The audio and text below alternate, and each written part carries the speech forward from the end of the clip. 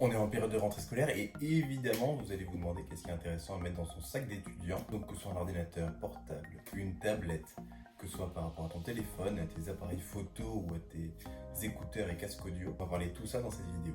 Salut les amis, alors pour ceux qui sont nouveaux sur la chaîne, moi je m'appelle Romain, je suis étudiant en droit, tout fraîchement diplômé et ici on va parler donc de tech, de méthode de travail et globalement de à peu près tout ce qui peut améliorer votre expérience à la fac, à l'université, dans l'enseignement supérieur, de manière générale, après le bac. Et aujourd'hui, on va donc, comme vous venez de le voir, parler de qu'est-ce qui est intéressant à mettre dans notre sac de rentrée. Assez classiquement, on va séparer la vidéo en différentes sections, donc en fonction des différents sujets. La première partie étant consacrée donc à savoir si on fait le choix d'une tablette ou d'un ordinateur, pardon. La deuxième partie sera consacrée à tout ce qui est son, donc c'est-à-dire casque et écouteurs. Troisième partie relative à la téléphonie, mais c'est assez bref. Et enfin, une petite partie bonus sur la photo.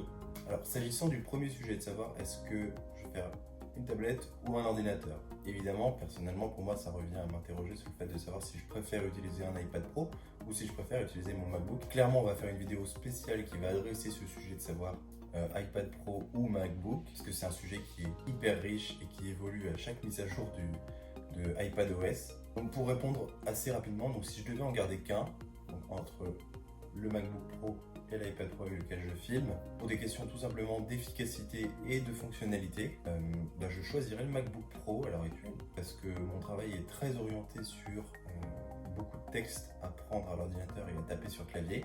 Et c'est vrai que personnellement, moi j'ai pas le Magic Keyboard, pardon, comme vous le savez, j'ai pas de Magic Keyboard. Et donc c'est vrai que l'expérience de dactylographie est beaucoup plus agréable sur le MacBook que sur le Keyboard Folio. Alors maintenant donc, pour savoir quel MacBook choisir, personnellement moi j'ai le MacBook Pro de 2018, donc je l'ai acheté en 2018. Si vous prenez un entrée de gamme, je pense que je vous conseillerais pas un MacBook Pro.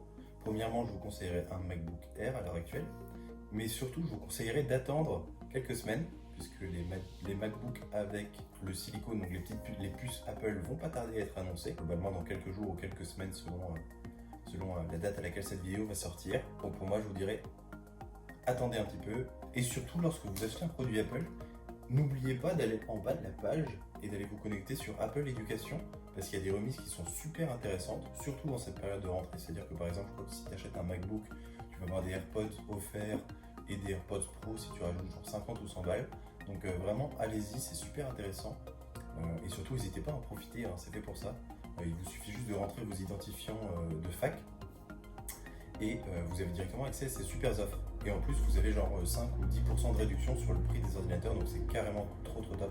Moi, j'ai toujours acheté que par ce biais-là. En parlant de trucs offerts, n'hésitez pas, n'oubliez pas de laisser un petit j'aime sur la vidéo, parce que ça me fait super plaisir déjà de voir que ce que je produise, ça plaît à certaines personnes. Maintenant, on va passer donc à la deuxième catégorie, à la deuxième section de la vidéo, à savoir tout ce qui est orienté son. Alors pour ma part, moi j'ai les AirPods première génération et quelques années après, j'ai acheté un casque à réduction de bruit active qui s'appelle le Bose 700NC, donc pour noise cancelling. À nouveau, c'est assez personnel comme sujet de savoir si tu préfères des écouteurs ou un casque. Déjà, pour certaines personnes, les AirPods, ça rentre pas bien dans leurs oreilles. Enfin, ça rentre, mais c'est assez désagréable, paraît-il. Moi, j'ai pas ce problème, donc je fais que relayer ce que j'ai entendu de connaissances. Et c'est vrai qu'au bout d'un moment, quand tu portes des écouteurs 5, 6, 7 ou 8 heures dans la journée, c'est assez douloureux. Enfin, douloureux, c'est un mot assez fort. Je pense que c'est assez désagréable. Et c'est vrai que ça, c'est un point fort pour les casques, puisque ça vient recouvrir totalement ton oreille. Et du coup, tu n'as pas cette sensation de quelque chose qui est coincé dans ton oreille toute la journée. Alors personnellement, moi j'avais acheté le Bose 700 à l'époque parce que je prenais beaucoup le train. Et c'est vrai que quand tu es dans le train et que tu veux écouter ta série ou écouter ta musique, avec des écouteurs et tout le bruit ambiant, tu es obligé de mettre le son pleine balle. Et je me suis rendu compte que j'écoutais le son de plus en plus fort. Et c'est vrai que dès que j'ai acheté donc, le casque à réduction de bruit, déjà comme ça fait un travail d'isolation, tu es totalement isolé dans ton casque, tu peux mettre le son moins fort. Et je pense que sur le long terme, c'est un petit peu moins mauvais pour les tympans et tout ça. Alors évidemment, les casques, c'est assez cher. Quoique le casque, le Bose 700 vaut 300 € je crois. Quand tu vois que les AirPods Pro coûtent 280 €. En tout cas, je vous le conseille, le Bose 700, super produit. En manière de téléphonie maintenant, alors personnellement, moi j'ai un iPhone 10 que j'ai acheté il y a bientôt 2 ans. Je regrette, je l'ai fait tomber. Et du coup, coup, bah, tu as tout l'arrière de l'iPhone qui est complètement éclaté. Donc c'est vrai que bah, déjà c'est très moche. Et deuxièmement, c'est vrai que c'est pas du tout agréable quand tu le prends dans les mains. Tu sens le verre craqueler sous tes doigts, tu te dis putain, c'est dégueulasse quoi.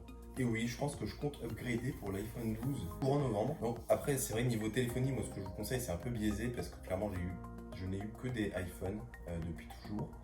Et c'est vrai que j'aimerais beaucoup mettre ma main sur des téléphones Android et sur d'autres marques pour me faire ma petite culture tech sur les téléphones autres que iPhone. Et quatrième et dernière section, donc ça c'est la section images. Donc celle-là elle est un petit peu optionnelle on va dire, parce que clairement pour 99% des gens, l'appareil photo qui sera sur ton smartphone il sera très largement suffisant, tu n'auras pas besoin d'acheter un truc à côté. Et c'est vrai que moi personnellement je suis un grand fan de photographie et avoir un appareil photo c'est un petit peu une extension de soi-même. C'est un objet très personnel et qui te permet de rentrer dans ta bulle entre guillemets et de pas te déranger H24 par les notifications quand tu te dis tiens je vais passer une après-midi à faire de la photo. Donc c'est vrai que j'ai un peu craqué, j'ai acheté un Leica M9 avec un objectif Elmarit M 28 mm f2.8. Voilà, ça peut paraître un petit peu des termes très agressifs pour les non-fans de photographie.